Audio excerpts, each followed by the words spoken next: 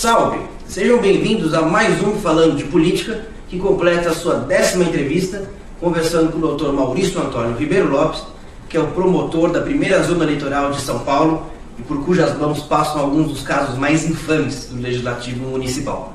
Dr. Maurício, muitíssimo obrigado pela sua participação aqui no nosso blog. Não, um prazer, uma alegria para mim poder participar desse blog, desse debate com vocês.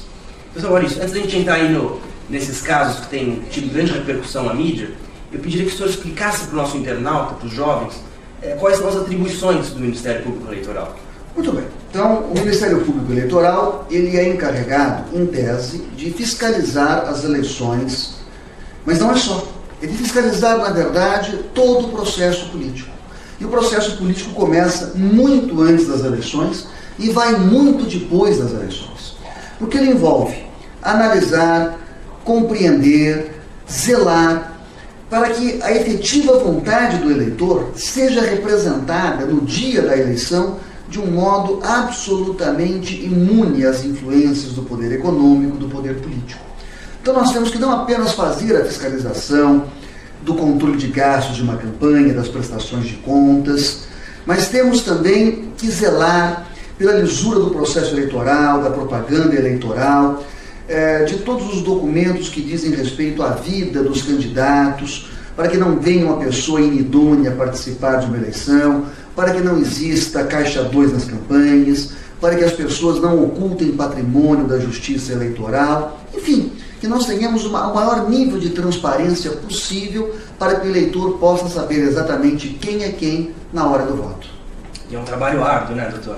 Mas é fascinante também, por outro lado. É fascinante poder contribuir para o exercício desse direito de milhões de pessoas que a gente não conhece pessoalmente. A gratidão que eu tenho neste ofício de promotor eleitoral é exatamente essa. É de sentir, é de perceber que o trabalho ele não se volta contra um determinado vereador ou contra um político, mas é um trabalho que é feito a favor de todos os eleitores. É isso que me movimenta, é isso que movimenta o espírito do Ministério Público no processo eleitoral. Maravilha, doutor. Bom, a gente acompanhou agora no começo do ano o primeiro escândalo, digamos assim, né, que envolvia o vereador Chitaro Camilla Tudem, que teria esquecido de declarar à Justiça Eleitoral um imóvel, né, e ainda teria usado um veículo oficial da Câmara para fazer o transporte de materiais de construção. O corregedor da Câmara, a corregedoria, aliás, parece um órgão fictício na casa, ele disse que não poderia fazer nada, já que não havia sido provocado. Eu fiquei indignado como cidadão e, utilizando aí uma previsão da lei orgânica do município e do regimento interno da casa, fui até a Câmara e protocolei um pedido interno de procedimento contra o vereador Camilla. No dia seguinte, o senhor, muito atuante com o Ministério Público, entrou com a denúncia, né? O senhor poderia explicar um pouquinho a que pé anda, como estão essas investigações, esse processo? Pois não. Hoje, inclusive, foi oferecida à Justiça Eleitoral a denúncia contra o vereador, porque chegou às minhas mãos, eu aguardava já há quase 2 semanas, chegou o laudo de avaliação do imóvel. Okay. Porque era imprescindível que nós não apenas mostrássemos que existia a omissão de um bem, mas o valor que esse bem tem no mercado e o exame da compatibilidade entre o valor desse bem e as rendas ou a riqueza demonstrada pelo candidato. Então o laudo chegou ontem, fiz a denúncia ontem à noite e já foi encaminhada à Justiça Eleitoral, já está nas mãos do Poder Judiciário Eleitoral, e a avaliação daquele imóvel foi de R$1.914.000 e quebrados.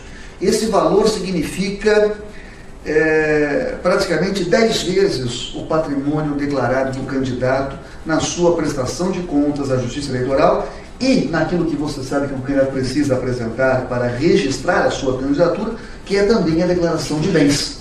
Não é? Então, a declaração de bens do candidato era equivalente a 10% do valor de um só imóvel que foi descoberto pela imprensa. Nós corremos atrás, constatamos, verificamos, periciamos e ingressamos então na Justiça. E que crimes que pesariam então contra o vereador? Existe a prática do crime de falsidade ideológica. O artigo 350 do Código Eleitoral, ele omitiu em documento público a declaração de bens, ele omitiu tanto a existência do terreno, quanto a existência da edificação, quanto à existência de valores, importância em dinheiro, em conta bancária ou aplicações financeiras, que fosse suficiente para justificar aquela edificação, aquela construção. Bom, um pouquinho depois que estourou esse caso, doutor, eu entrei em contato com alguns vereadores da casa para pedir que fizessem alguma coisa, que dessem uma satisfação à sociedade. E qual é a surpresa minha, né? É dificílimo que haja um retorno deles. Nessa ocasião, eu conversei por telefone com o Oswaldir Barbosa, que é o assessor do vereador Celino Tato. E ele veio com uma história de que o vereador Tato não poderia se manifestar porque era uma questão muito complexa. Enfim, passou agora quase um mês e estourou um escândalo justamente sobre o vereador Tato, né? O senhor poderia explicar também para o nosso internauta esse caso? Não apenas sobre o vereador, mas também sobre o seu chefe de gabinete, sobre o Oswaldir, a pessoa que você citou. Exatamente. O que acontece?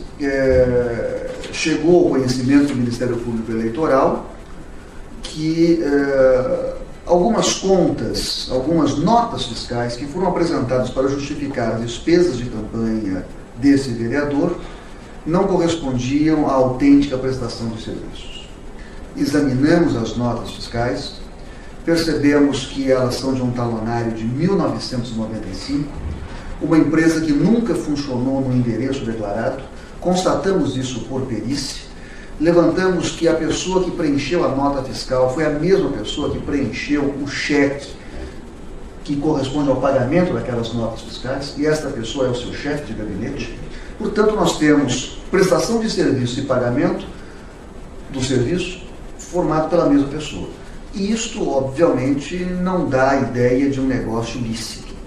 Então, foi denunciado o chefe de gabinete pelo crime de falsificação de documento particular, as notas fiscais, que são frias, e o vereador pelo uso de documento falso para justificar na sua campanha gastos da ordem de R$40 mil, que, ao ver do Ministério Público, não correspondem a efetivas despesas eleitorais comprovadas. Correto.